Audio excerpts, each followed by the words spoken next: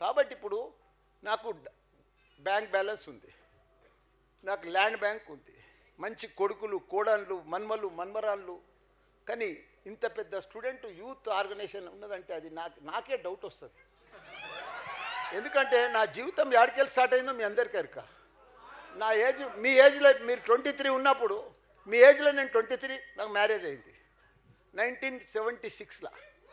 అప్పుడు నా ఏజ్ ఎంత 23. అప్పుడు నా పరిస్థితి ఏంది, ఒక సైకిల్ 2 పాల క్యాన్లు.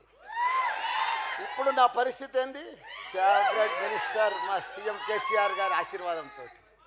ఇదంతా ఎట్లయింది సక్సెస్, ఇంత ఫేమస్ ఎట్లయింది?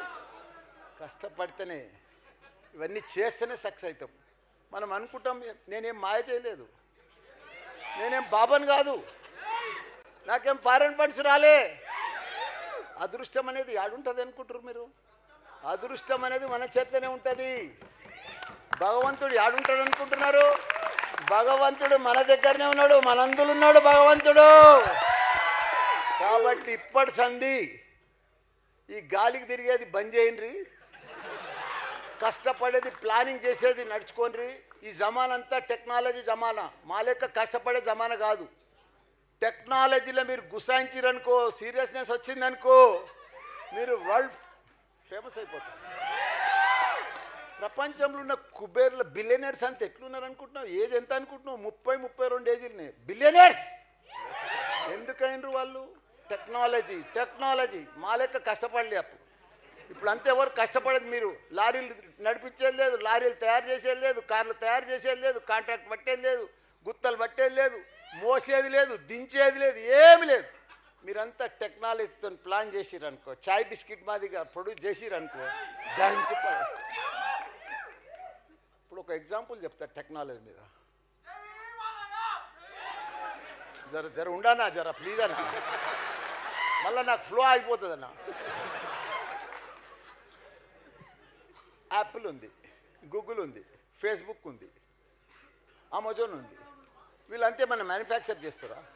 వీళ్ళ దగ్గర ఏమైనా మ్యానుఫ్యాక్చర్ యూనిట్లు ఉన్నాయా? ఏమీ లేవు. అంత టెక్నాలజీ. అంతా ఇప్పుడు యాపిల్ ఫోన్ ఉంది, 3000కి తయారు చేస్తాడు. దాంట్లో 2G 3G 4G 5G వేస్తాడు, 130,000కి అమ్ముతాడు. ఇంకా కొత్త జీ వేస్తాడు, ఇంకో 10,000 వేస్తాడు. టెక్నాలజీ కదా. కాబట్టి ఇవన్నీ కూడా మనం టెక్నాలజీ తోటి పని చేయాలి. మీ అదృష్టం బాగుంది, దాంట్లో సీరియస్నెస్ ఉండాలి. మీరు మంచిగా సినిమా తీస్తున్నారు, నాకు చాలా హ్యాపీ అనిపించింది. అది కూడా మన నాగారం, నా మేడ్చల్ నియోజకవర్గం, మళ్ళీ తండ్రి పేరు కూడా మల్లారెడ్డి. వీళ్ళందరూ కూడా దగ్గర నాకు కనెక్షన్ అయిపోయింది. కాబట్టి మొన్ననే హరిశంకర్ మా ఇంటికి వచ్చిండు, 1.5 సేపు బతిలాడిండు. పవన్ కళ్యాణ్ ఎంబడి విలన్గా చేయమన్నాడు నన్ను.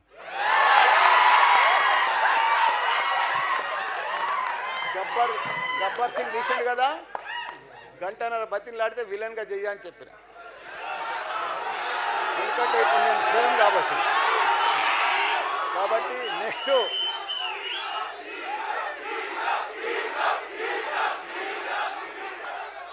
ఇగో హీరో అంటే మన సమంతను చూస్తారు కానీ నన్ను హీరో అంటే మళ్ళీ మీరే బేజారైపోతారు. మీరు చూడలేరు ఆ సినిమా నన్ను హీరో లెక్క. కాబట్టి మంచిగా మన సమంతుని పెడదాం, మంచిగా తీద్దాం. సంవత్సరానికి కూడా నేను కూడా నెక్స్ట్ ఎలక్షన్ అయిపోగానే 4-5 సినిమాలు తీస్తా కంటిన్యూ ఎవ్రీ ఇయర్. అది కూడా మన తెలంగాణ మోడల్.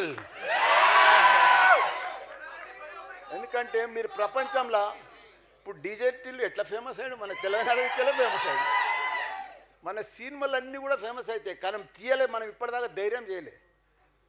ధైర్యే సాహసే లక్ష్మి. ఇప్పటిసారి మీరు ధైర్యం చేయండి, గ్యారంటీగా. నా జీవితంలో నేను ఎప్పుడు డబ్బులు వెనుక పోలే. మీరు ఏమని అనుకోండి, ఏ గొప్పలు చెప్తుంటారా బండలు చెప్తుంటాను అనుకో, డబ్బులు నా వెనుక పడ్డాయి.